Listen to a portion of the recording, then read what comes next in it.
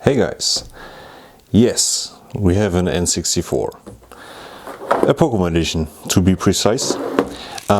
This is another commission work I'm doing for a friend, and well, we have a bunch of games coming with it and controllers, be it official Nintendo ones or third-party controllers. There are a bunch more down there, and yeah, this is from a parent who found this in the attic, wants it for their kids to play on the TV, so they don't bother the dad.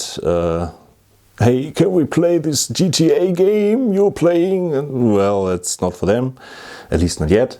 So yeah, they want the kids to play with the old N64. But they tried to turn it on. It turned on once, and then the screen went blank. So also I'm told. I already have an idea what this could be. Most of the time it's just the jumper or expansion pack being defective, and so I already ordered a new one because why not, they are so cheap. And yeah, now we have to look, and if this works or does not work, and then we have to maybe fix it more or clean it up. We'll check all the controllers, fix it if they need fixing, or at least clean them up. Also the games, because some of them are really covered in grime and is that Play-Doh or some stuff that's in the little holes, and yeah, we have to clean this up. But first we have to look if this works and if this small fix is what I think it is. So let's have a look. So I plugged it in and look at this. It does work? What were they talking about? I still changed around the jumper pack just to see what happens, but it works with both of them.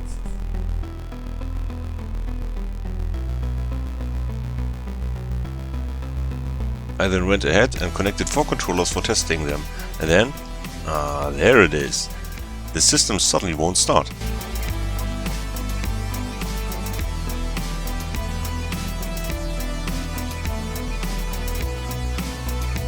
And now it does again. So it's not dead, but just unreliable. But let's use this opportunity to test the controllers. Unfortunately, all original controllers have worn out thumbsticks. This seems to be a common problem due to bad design. A fate not shared by the third-party controllers, as they use a cheaper and more efficient design.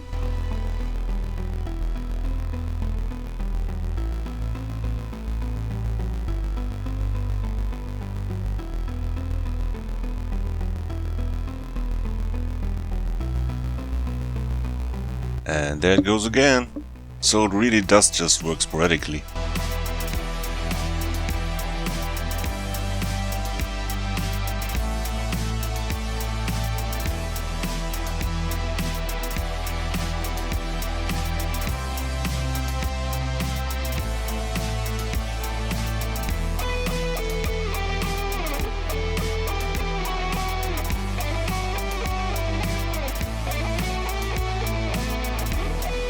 Overall, we have an N64 Pikachu edition without jumper pack cover, 1 Pikachu edition controller and 3 other original controllers, all with worn out thumbsticks, and 2 third-party controllers which work just fine.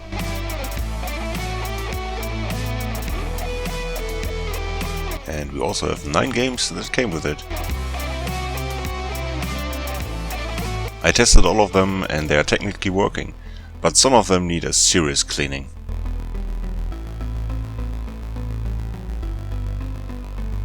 This is what a really worn out thumbstick looks like.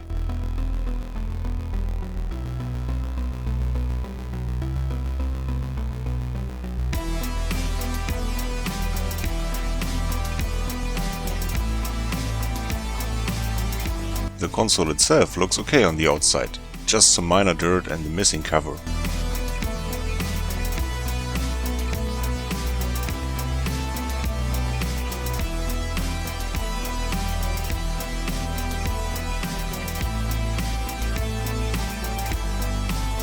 Let's get to the disassembly and see what we can find.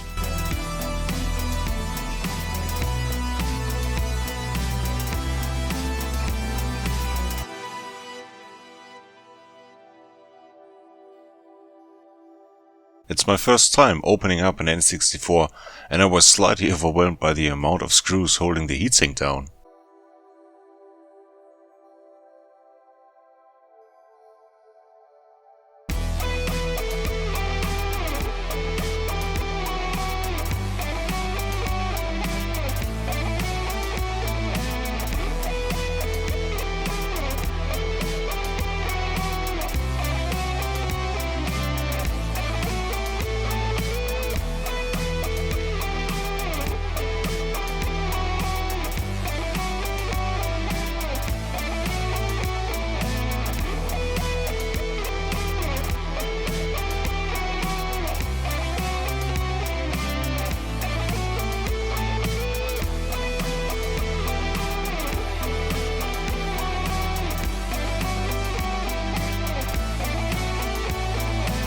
The first quick visual inspection did not give away any obviously blown components.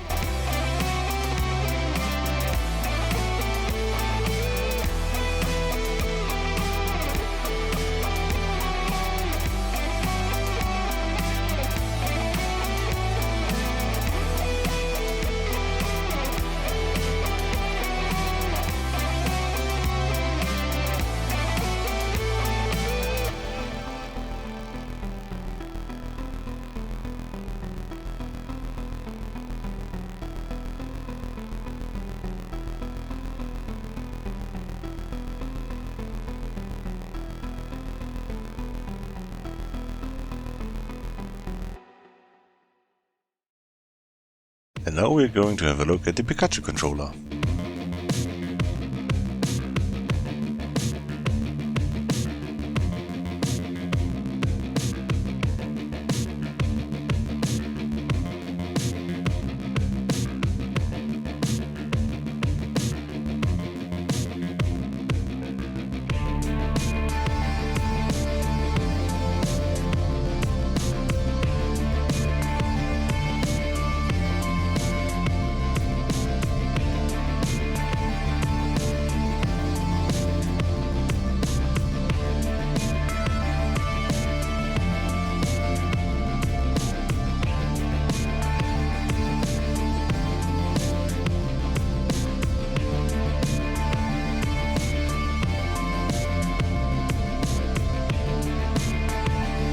And this is what long-term plastic on plastic friction looks like.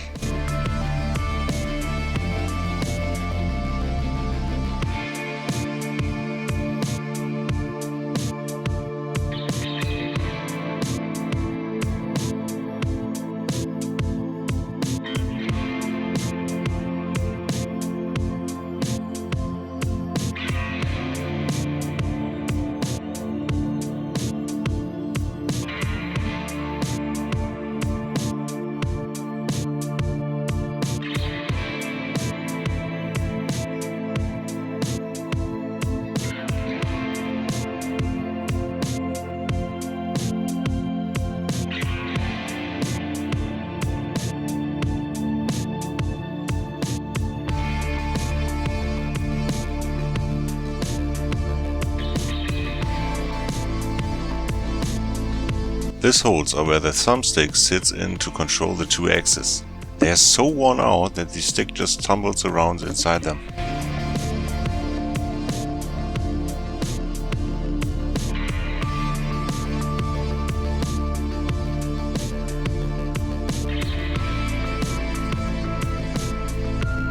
So let's whip out the plastic putty and try to fill it back up.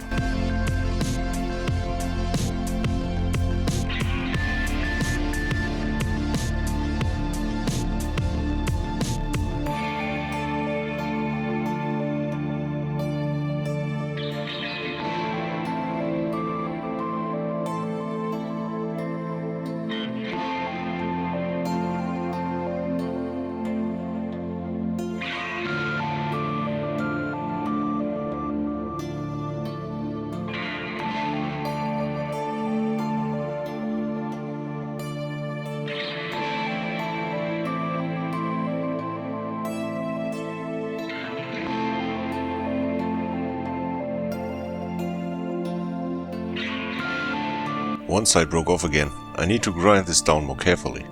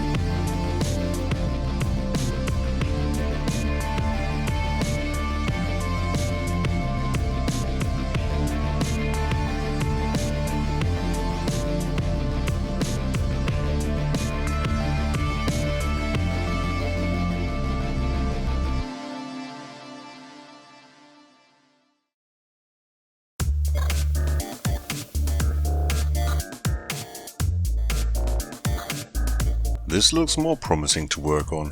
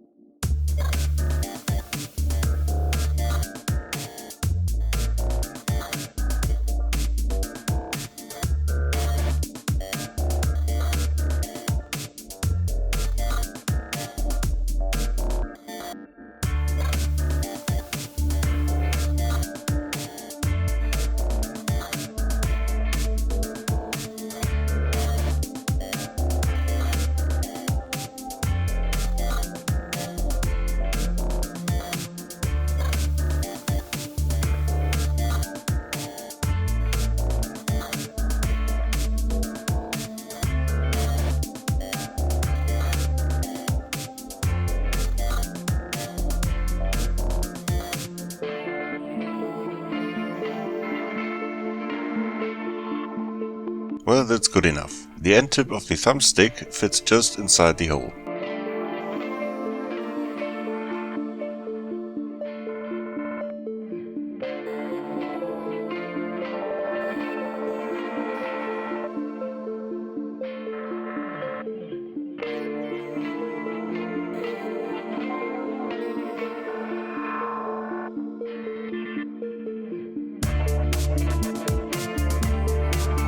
Now for some final adjustments so it can move freely, and some silicone grease for less friction.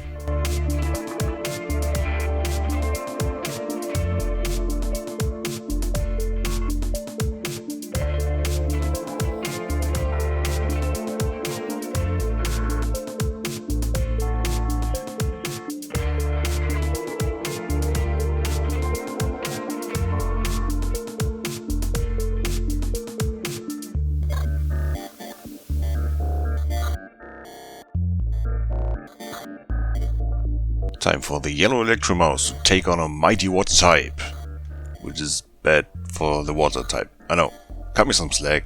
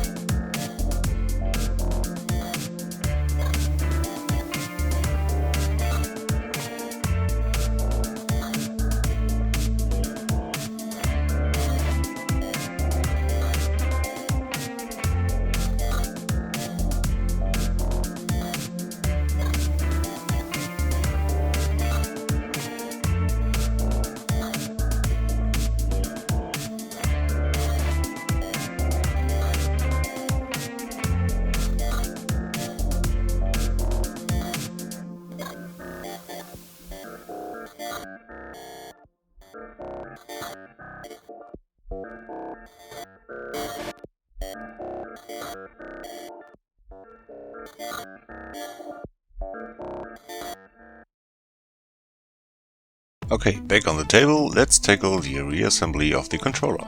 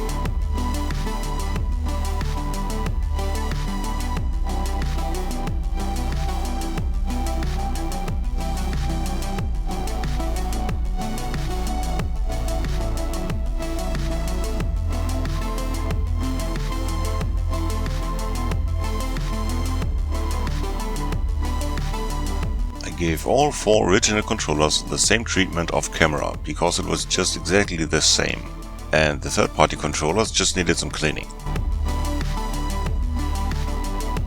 Now I'm gonna reassemble the N64 for now, because I suspect the fault elsewhere than on the main board.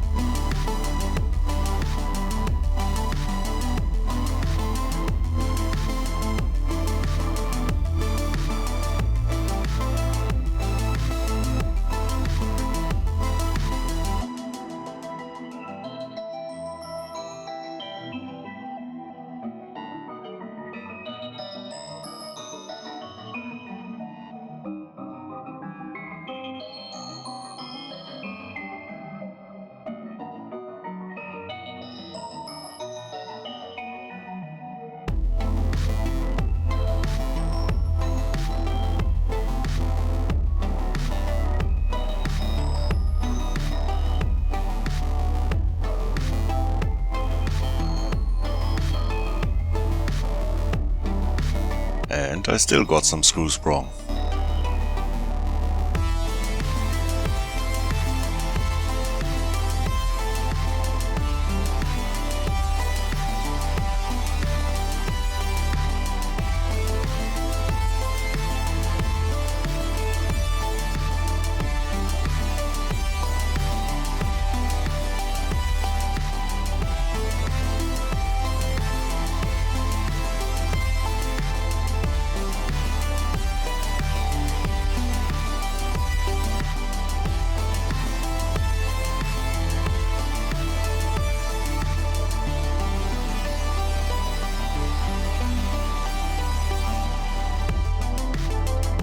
Unfortunately, I couldn't find a jumper pack cover for an N64 Pikachu edition for a reasonable price. You can get every color out there for cheap, except for this specific blue. I didn't clean up all games on camera, but I took Pokémon Stadium as an example.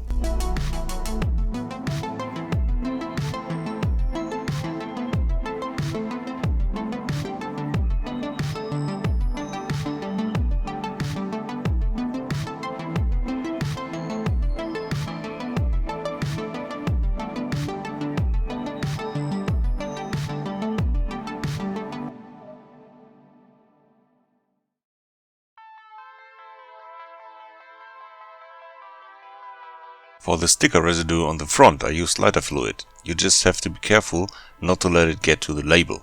The rest is cleaned with soapy water.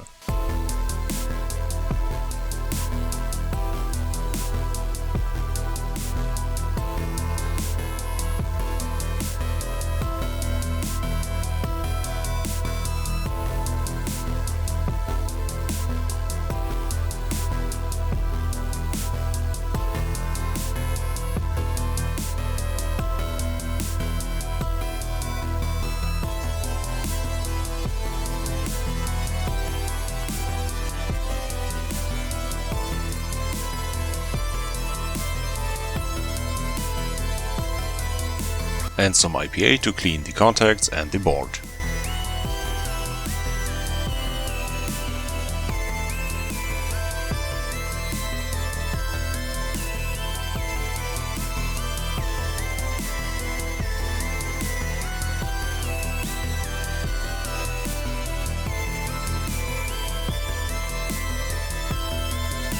Now, initially I just wanted to show one game on camera as an example, but Super Mario 64, where some kid decided it was thirsty and gave it a sip of cola. At least I hope it's cola.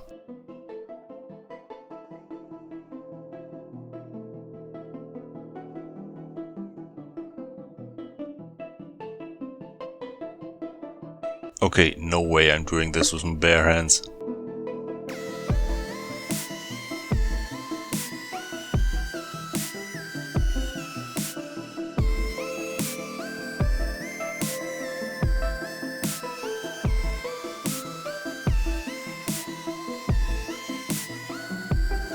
The plastic spacer likely caught some dirt on a cola droplet and began scraping away the trace.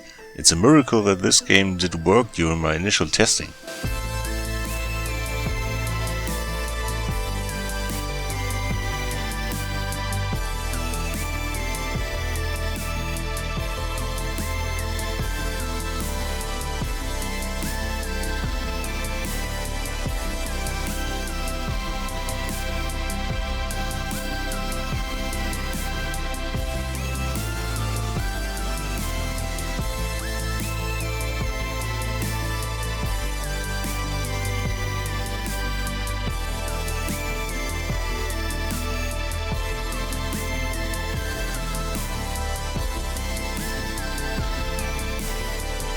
Luckily it just ate away the solder mask, so some transparent nail polish will protect it again.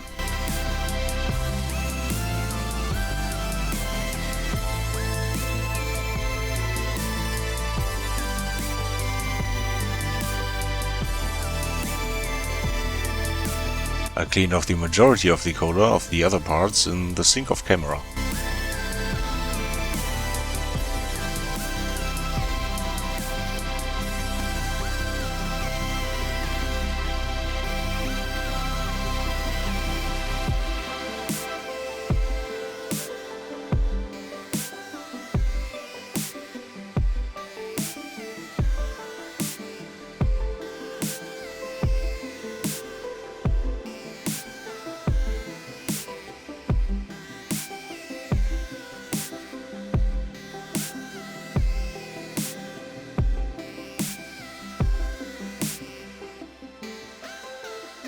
Looks much better now.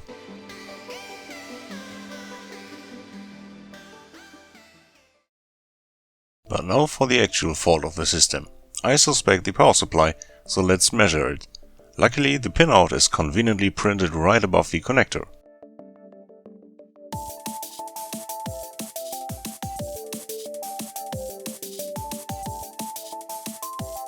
We should have 3 ground, 2 3.3 volt and 1 12 volt rail.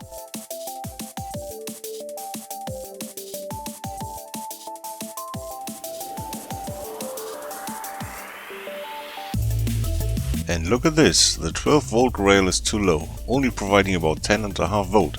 I think an N64 doesn't really need 12 volts but steps it down internally to 7.5 and 5 volt. But maybe this drop is enough for the old regulators to quit the job most of the time. After discharging the capacitors on the main side, I went ahead and desoldered all capacitors I could find to test them out of circuit.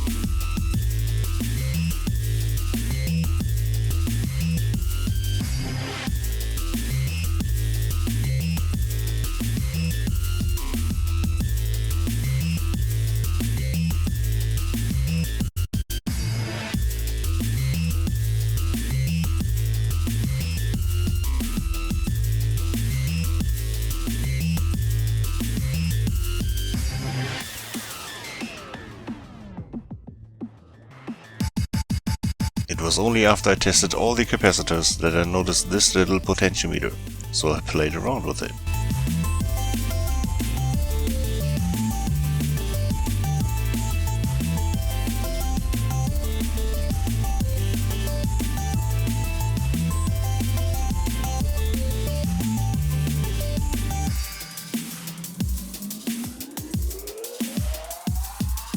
After cranking it all the way up, I could squeeze just about 12 volt out of the power supply. While normally still slightly too low, it should be okay for an N64.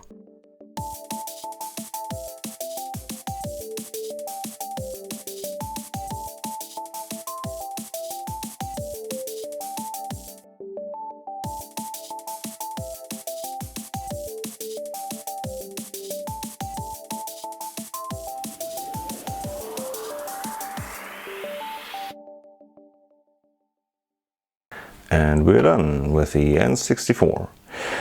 In the end, it wasn't the jumper pack as I expected. Well, it was the first N64 I ever opened, so I just read up on it. It was the power supply. I think there needs to be a new power supply in the near future, like 5 or 10 years. There are some parts failing in there, obviously. I couldn't find any suspect for it because all the capacitors were okay, so I don't know. There are third-party power supplies. I even bought one to test with the N64, and it works great. But all the power supplies I can find are non-original, and well, they don't really fit. That's the bad thing about it. They are all wiggly in the socket, and if you touch the N64 it just turns off and stuff like that. Unfortunately, you can't put the one power supply inside the case of the other power supply because it's just too different. Also, it's a Chinese knockoff power supply, so these things get hot. Yeah, and you want to pull it out of the socket when you don't use it, otherwise your house may burn down or stuff like that. Yeah, so we cranked out the potentiometer, and well, that did the trick for now. The console does not just don't turn on all the time. It works flawlessly for now.